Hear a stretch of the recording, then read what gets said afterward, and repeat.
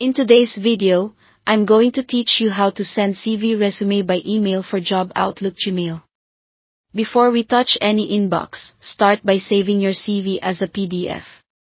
A PDF preserves your layout and fonts, so the document appears exactly as you designed it on any device the employer uses. While saving, double-check that the content is final, no track changes, no placeholder text, and give the file a clear, professional name, such as CV last name first name.pdf. Keeping the name simple makes it easier for recruiters to find later. Open the PDF to preview it and make sure the text is crisp, the layout holds, and the document fits neatly on the intended pages. Keeping the file under a few megabytes helps it send quickly and avoids mailbox limits. Let's walk through Gmail first. Open Gmail and click Compose to start a new email.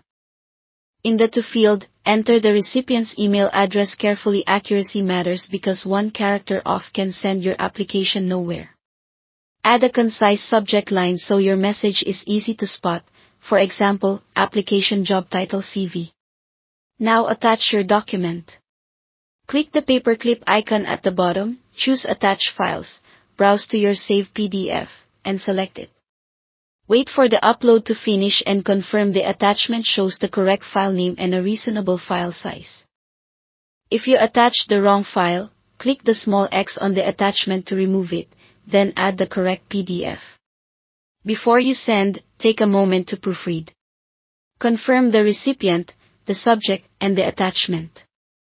Read your message content, if any, out loud to catch small mistakes, then click Send.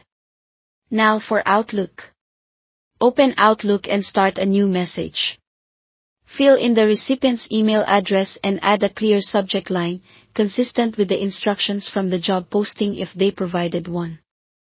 To attach your CV, click the paperclip icon labeled Attach File at the top of the window, locate your PDF, and attach it.